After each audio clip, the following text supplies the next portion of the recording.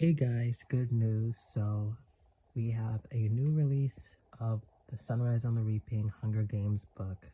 We have the cover and a little synopsis of what might be happening in the book. So I'm just going to go over that with you guys. So I'll go ahead and read it for you guys.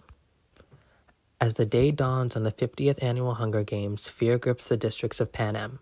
This year, in honor of the Court of Quell, twice as many tributes will be taken from their homes. Back in District 12, Hamish Abernathy is trying not to think too hard about his chances. All he cares about is making it through the day and being with the girl he loves. When Hamish's name is called, he can feel all his dreams break. He's torn from his family and his love, shuttled to the capital with 3 other District 12 tributes. A young friend who's nearly a sister to him, a compulsive odds maker, and the most stuck-up girl in town.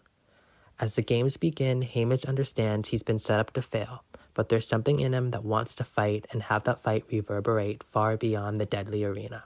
So obviously that was the slight description of the Sunrise on the Reaping book. I'm just going to give some of my thoughts on it. So number one, first off, it seems like it is going to be from Hamish's perspective. It may not be, and we can get into that later. But first, we're just going to talk about if it is from Hamish's perspective. And I do want to say that I think this is a great choice from Susan Collins. I've seen a lot of people not really like the idea of it being a Hamish perspective and it being of Hamish's games. And we don't really know if it's going to be the full,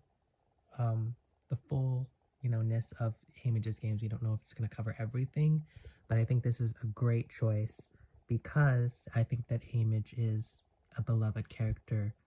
I think that the super fans of the Hunger Games love Hamish. I think that the casuals of the Hunger Games love and remember Hamish. So I think this is a good way to go. I think one of the issues with Ballads of Songbirds and Snakes, which by the way, it's one of my favorite books. So, the people who hated that book, I don't get it. I loved that book.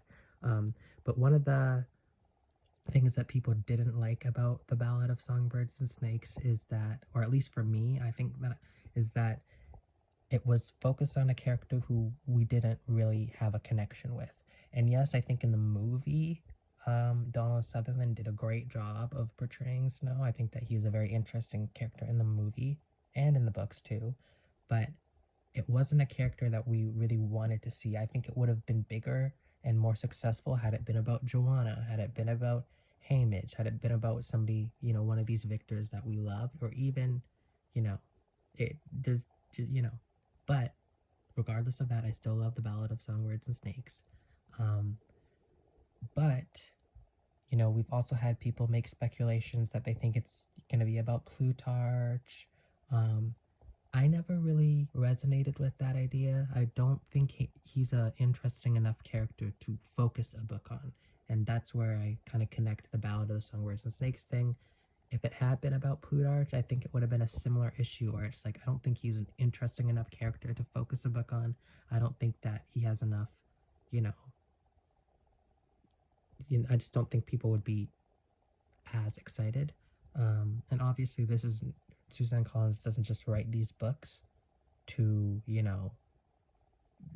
for the most popular character or whatever, but I do think that this is, the right choice. But now let's get a little bit into the synopsis. So it did mention one of the most stuck-up girls in town.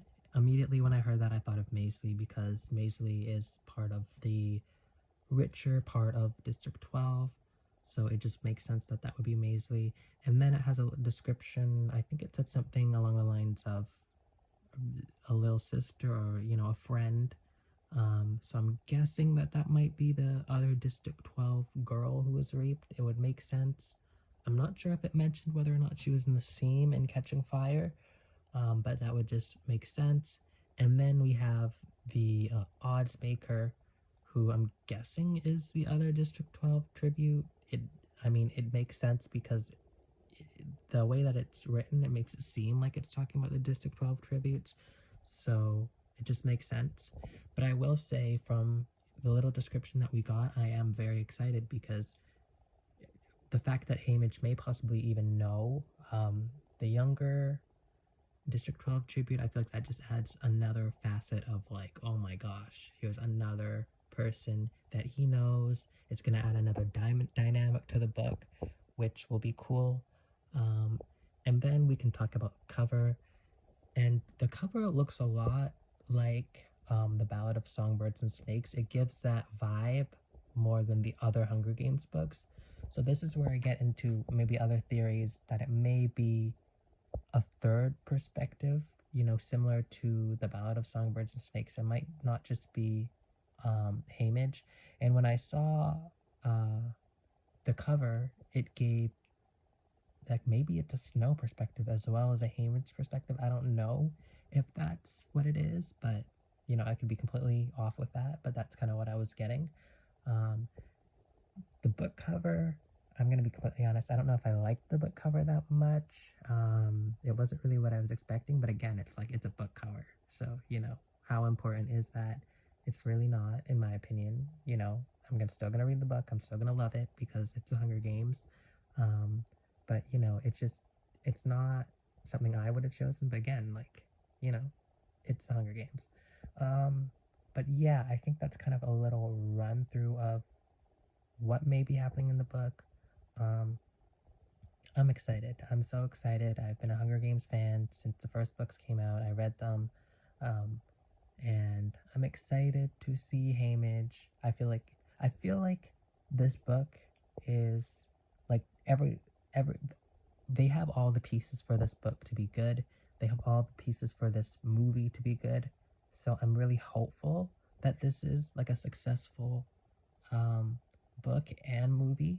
Um, I hope that it's as big as the original movies. I think that's a little bit, unrealistic to expect, but I'm hoping that it's a little bit bigger than the Ballad of Songbirds and Snakes.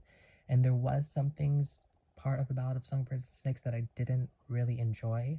I think that they switched some things up in the book. I think had they been more faithful to the book of the Ballad of Songbirds and Snakes, I honestly think it would have been better. I think the games in the Ballad of Songbirds and Snakes was more interesting. I think it was better. Um, the Ballad of Songbirds and Snakes movie, I didn't like. It's weird because there's some things that I liked about it. Like, I don't necessarily think it's a bad movie, but I don't think it lived up to my expectations at all. I don't think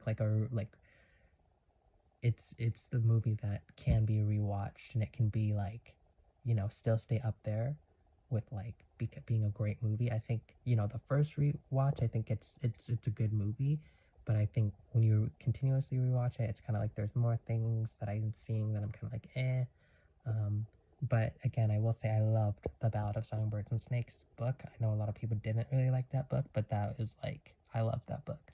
um, but yeah, that's just kind of a rundown of the Ballad of Songbirds and Snakes. I thought I would just, you know, come on here and talk about it because why not? And yeah, I'll be making more Hunger Games content. So if you are interested in that, go ahead and subscribe. So yeah,